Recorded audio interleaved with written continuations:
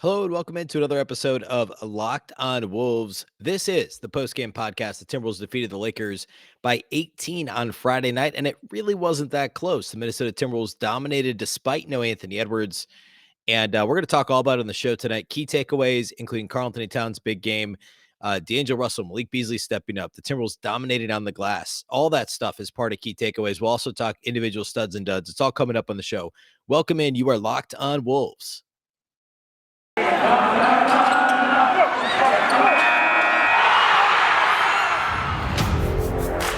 You are Locked on Timberwolves, your daily Minnesota Timberwolves podcast. Part of the Locked on Podcast Network. Your team every day.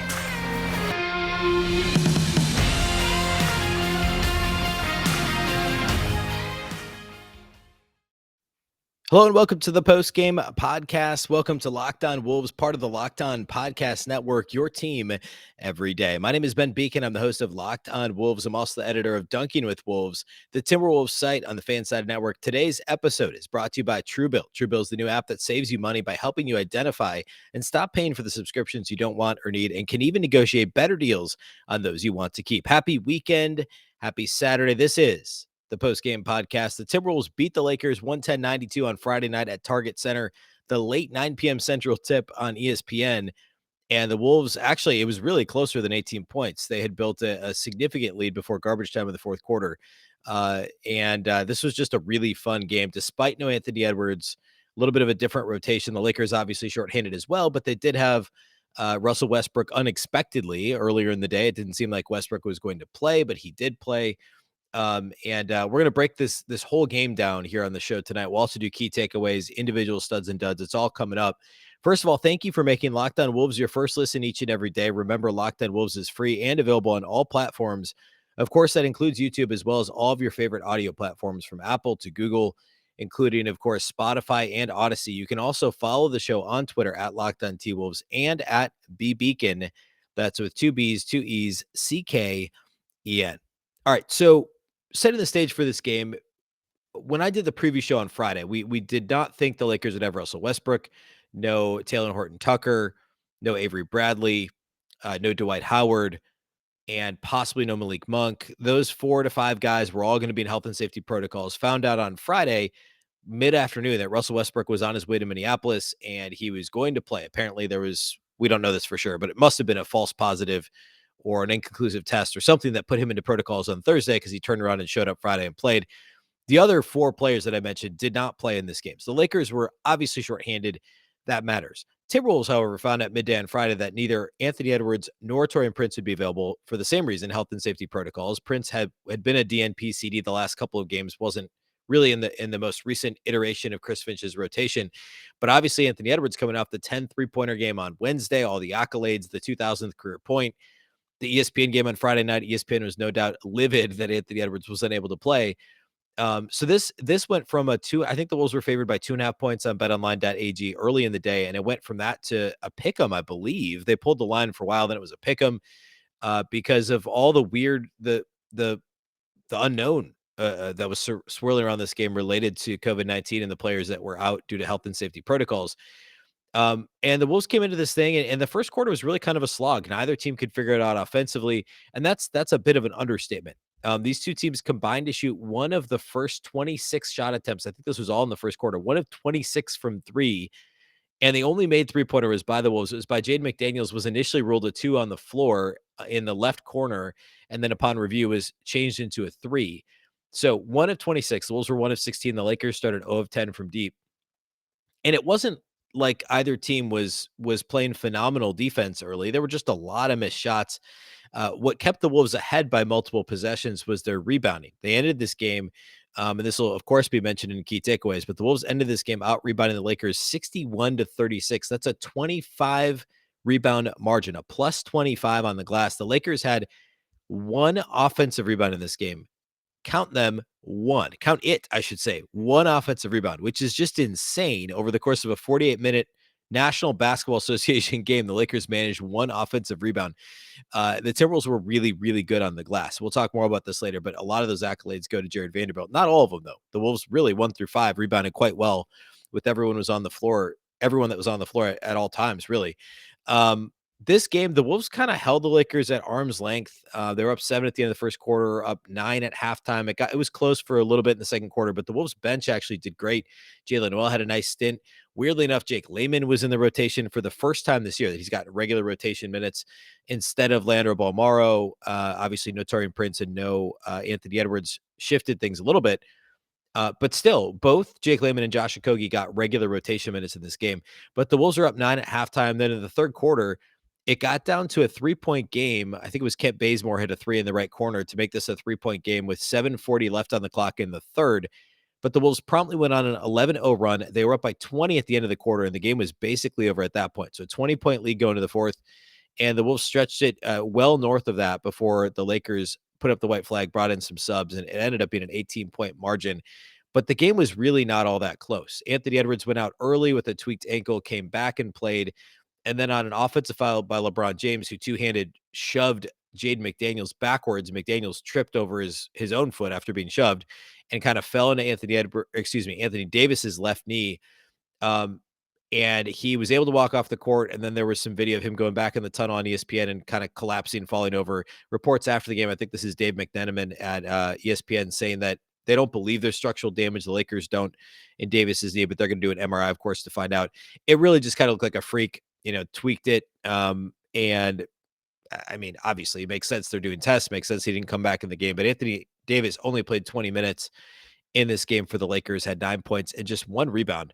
We'll get into Cat's game here in a minute, but before the injury, Cat just dominated Anthony Davis, and it was a ton of fun to watch.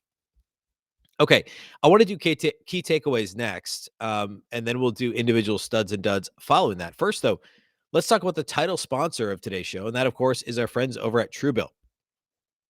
Do you know why free trials renew without your consent?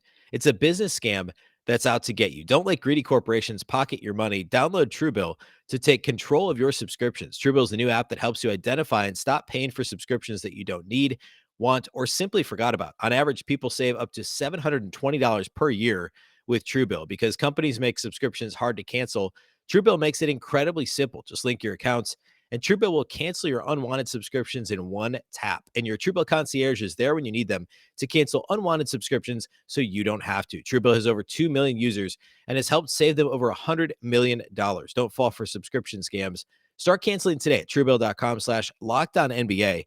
Go right now. Truebill.com/LockedOnNBA could save you thousands a year. Truebill.com/LockedOnNBA.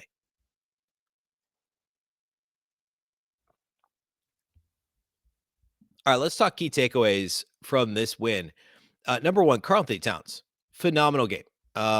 It's hard to cook up. It would be hard to cook up a better game for Karl-Anthony Towns than this one. He only had to play 32 minutes, 28 points on 11 of 20 shooting. So he shot better than 50% from the field.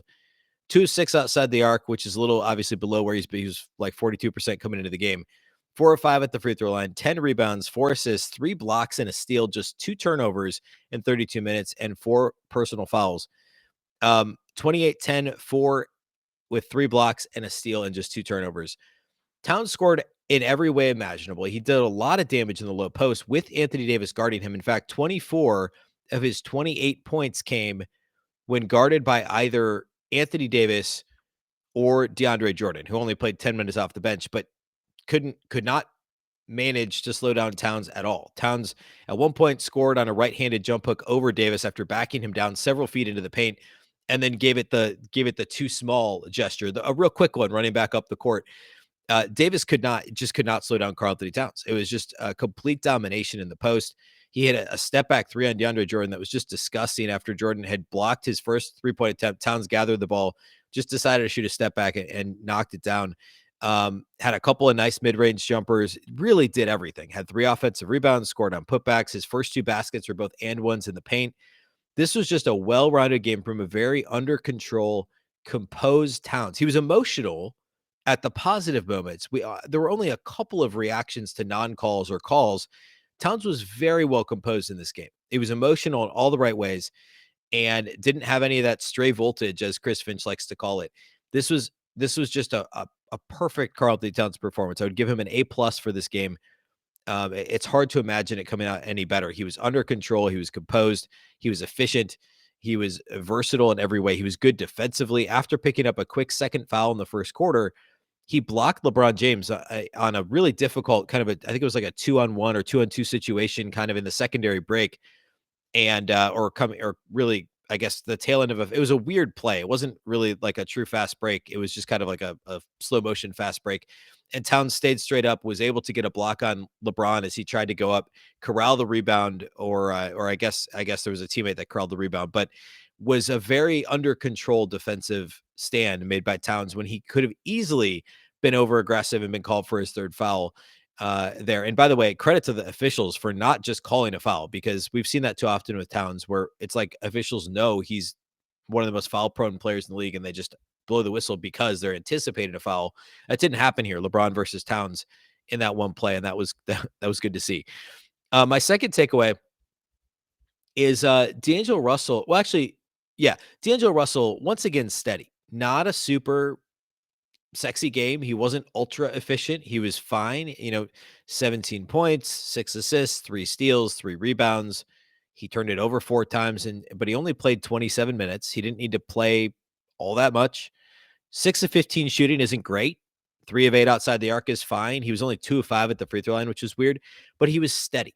And with no Anthony Edwards, it would have been easy to assume he needed to drop 25, 30 points for the Wolves to win, but he let the game come to him. He airballed his first shot of the game. He had a couple of shots that were woefully short early. He just wasn't himself, but he was steady. He did enough for his team to win, and he was good defensively. I'm not going to give him a stud for this game, spoiler, in the next segment, but I wanted to note just how steady and solid he was for the third consecutive game since he came back in Portland. But the Denver game on Wednesday was another example where he wasn't completely lights out. He was just very good.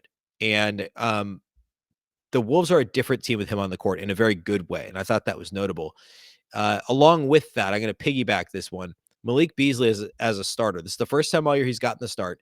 If you're a regular listener, you have been clamoring for Malik Beasley to be in the starting lineup since the summer, because I think he's a better fit as a starter than he is off the bench. And he was really good. He only shot 3 of 13 outside the arc, but he was 4 of 5 inside the arc and had a couple of nice dunks, scored in transition, had a really tough kind of hanging jumper from about 12 feet away on the left side of the floor. 4 rebounds, 4 assists, 2 steals, only 1 turnover, was a team best plus 25. Yes, individual game, single player plus minus is very noisy, but still 17 points, a plus 25 in 32 minutes, 4 rebounds, 4 assists, 2 steals, just 1 turnover. A very solid game for Malik Beasley. And I want to highlight how synergistic this starting lineup looked. And I talked actually extensively, I think it was even Friday's show, about the greatest lineup ever, the GLE coined by John Schumann at NBA.com, which was this lineup, but with Edwards instead of Beasley, and how I think I believe they're a plus 106 in 108 minutes or a plus 108 in 106 minutes, which is just insane. So I'm not advocating that Beasley starts over Edwards at all. I just think Malik Beasley's a really good fit with this starting lineup if somebody was to be out, in this case, Edwards. Previously, we saw when Beverly was hurt and when Russell was hurt, we did not see Beasley get the start. Finally, we saw that in this game, and we saw him come to life. Yeah, he wasn't ultra efficient, but he was efficient enough. 7 of 18, 17 points, solid defensively. He just is a different player when he's playing with other good scorers, and he's not relied upon. You can almost tell there's less of a burden when he can just let it fly. When he's with the bench unit, it's like he feels like he has to go get the ball and go score. It's just a different mindset. And I think that he fits in really well, even with high usage guys like Towns and Russell. I liked watching him play. I like watching him play with Karl-Anthony Towns, with D'Angelo Russell. I think he's a great fit as a starter. And that's notable to me. The last key takeaway is rebounding. The Wolves are the worst defensive rebounding team in the league. They're one of the better offensive rebounding teams. I talked on the preview on Friday, or in the preview show on Friday, that the Lakers are bottom 10 both sides of the floor in terms of rebound rate. Man, they were bad on the glass in this game. The Wolves out rebounded them 61 to 36. That's a plus 25. They out offensive rebounded them 15 offensive rebounds for Minnesota, 1 for the Los Angeles Lakers. Just incredible. By the way, Jared Vanderbilt got 8 of the Timberwolves' 15 offensive rebounds. So more than half their offensive rebounds were Jared Vanderbilt. He had 16 boards in this game. Towns had 10. Patrick Beverly had 9. And the Wolves had in total 6 guys with 4 or more rebounds in this game. 6 guys individually with 4 more rebounds in this game. The Lakers only had 4. They only had one player that had more than 7 rebounds, and that was LeBron James, who had 10 total in this game. Anthony Davis obviously departed early, played just 20 minutes, but he had a single 1 rebound. DeAndre Jordan had 2 rebounds in this game. Carmelo Anthony played 28 minutes, had 2 rebounds in this game. Jared Vanderbilt, Karl-Anthony Towns set the tone early with their aggression and really on both ends of the floor in terms of trying to grab rebounds. And that was a huge reason why the Wolves were able to build, again, the multi-possession lead early because of the rebounding, even though the shots weren't falling. And for the game, the Wolves were actually pretty bad outside the arc, pretty bad shooting the ball. They were 12 of 44. That's 27.3% outside the arc. Actually worse than the Lakers. They each made 12 three-pointers. The Timberwolves attempted one more. So effectively the same. But because of the Wolves' work on the glass on both ends of the floor and because of their transition offense, the Timberwolves were able to build that early multi-possession lead, the 9-point halftime lead, and then ultimately 20 points that they were up by leading into the fourth quarter. So rebounding was huge in this game. And I identified on Friday, this was a matchup that Timberwolves could win on the glass. There aren't very many of them that we can expect. I mean, the Timberwolves should be a better rebounding team than they have been defensively on that end of the floor. But this was a game where even the Wolves as currently constructed should be able to really, put the foot on the gas and out rebound the other team. And they did exactly that. It was one of the big reasons why they won this game. They were able to to keep the Lakers at arm's length really throughout. Once we got, late in the second quarter towards the end of the game, until the end of the game, the Wolves were able to do that largely because of the rebounding advantage over the Lakers. Okay, we'll close the post-game pod today here by doing individual studs and duds. First, though, let's talk about our friends over at Built Bar. This holiday season, grab the protein bar that tastes just like a candy bar or even better than a candy bar. Legitimately, there's a couple of flavors that taste better than any candy bar I've ever had. Built Bar is filled with so much holiday goodness, rich with decadent flavor, covered in chocolate, but amazingly low in calories, sugar, net carbs, and fat, and high in protein. You get the best of both worlds, delicious and healthy. Built Bar gives you that extra fuel you need to bust down those mall doors and battle all the holiday shoppers, or if you're just standing in endless shopping lines, Built Bar can give you that extra something to keep you going. So throw it in your jacket or your purse. You never know when you're going to need it. Want to cozy up with something warm? Here's a holiday secret. Dip your Built Bar into a piping hot cup of cocoa. Let it melt a little. Give your beverage a bit of that Built Bar flavor. Plus, you'll have a nice melty Built Bar to go with it. By the way, I tried the eggnog Built Bar, the seasonal eggnog Built Bar today or on Friday. It was phenomenal. Probably top 3 Built Bar flavor. Just amazing. So grab some of those before they're gone. If you like marshmallow treats around the holidays, you got to get your hands on Built Bar Puffs. They're light, fluffy, and marshmallowy through and through. Different flavors, all covered in chocolate. They taste so good. You will not believe that they're filled with protein, but trust me, they are. Go to Built.com, use promo code LOCK15. You'll get 15% off your order. Again, that's Built.com, promo code LOCK15 to get 15% off your order. Let's also talk about betonline.ag. BetOnline has you covered all season. More props, odds, and lines than ever before as football season continues the march to the playoffs.